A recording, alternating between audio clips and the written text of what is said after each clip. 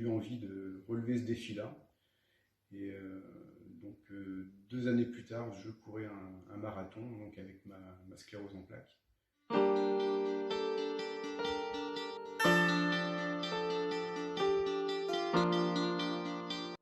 Un événement important qui m'a marqué dans mon parcours de vie est l'annonce du diagnostic d'une sclérose en plaques en 2017. Donc c'est une maladie neurodégénérative qui impacte directement la gaine de myéline qui protège les neurones et qui peut avoir un impact sur la qualité de vie, sur le physique, le psychisme, tout le versant psychologique aussi. Cette maladie a été diagnostiquée donc en février 2017 avec des symptômes qui commençaient à durer un petit peu fin 2016, donc pendant 4 à 5 mois, avec des fourmillements un petit peu partout dans les membres, une baisse de la vision, des pertes auditives, l'impression de marcher sur des matelas, mousse toute la journée, une grosse fatigue, plein d'autres symptômes de ce type-là. Chaque symptôme a été pris en compte séparément avant qu'un diagnostic clair soit établi par un neurologue suite à un IRM, donc une imagerie par résonance magnétique, où on s'est aperçu qu'il y avait des plaques de myéline qui manquaient en fait au niveau de mon cerveau. J'ai pas forcément pris le diagnostic négativement au départ, aussi bizarre que cela puisse paraître, parce que pendant des semaines, je me suis un peu convaincu que c'était quelque chose de vraiment beaucoup plus grave, type une tumeur au cerveau.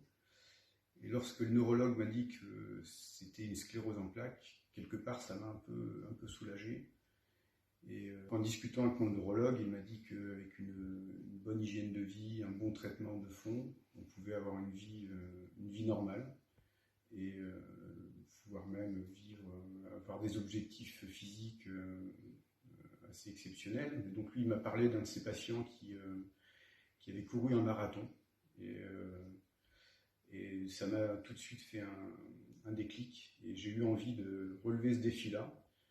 Et donc 2 années plus tard, je courais un marathon donc avec ma sclérose en plaques.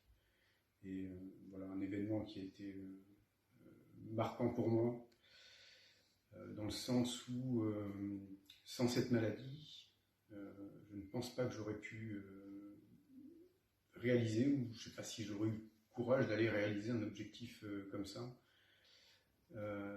D'autres changements que ça a opéré dans mon quotidien, c'est la remise en question aussi de toute mon alimentation, de mon mode de vie, de tas de choses en fait qui pouvaient m'impacter négativement. L'alimentation a été revue de fond en comble, où je suis parti sur un régime alimentaire riche en fruits et légumes, en acides gras, supprimer beaucoup la viande, donc moins de viande, moins grosse quantité, moins d'alcool, du sport, beaucoup de sport, et puis de la méditation, de la musique, voilà, que des choses qui font plaisir et du bien. La maladie est quand même présente au quotidien avec des coups de fatigue, où j'ai vraiment besoin du coup de m'isoler, de me reposer, besoin de calme, où les bruits peuvent devenir assez perturbants et tout l'environnement aussi au niveau lumière, au niveau luminosité, tout devient un peu une agression pour moi.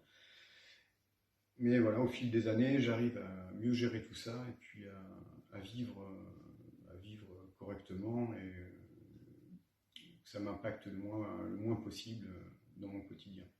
Sans cette sclérose en plaques, finalement, j'aurais pas forcément revu mon mode de vie, donc j'aurais peut-être continué à vivre moins sainement. Je n'aurais pas forcément fait de sport, j'aurais pas atteint cet objectif de courir le marathon et de faire du sport très régulièrement. Et finalement, donc, je peux dire que la maladie m'a guéri. Voilà. Mais m'a guéri dans le sens aguerrir, voilà. Et quoi dire de plus?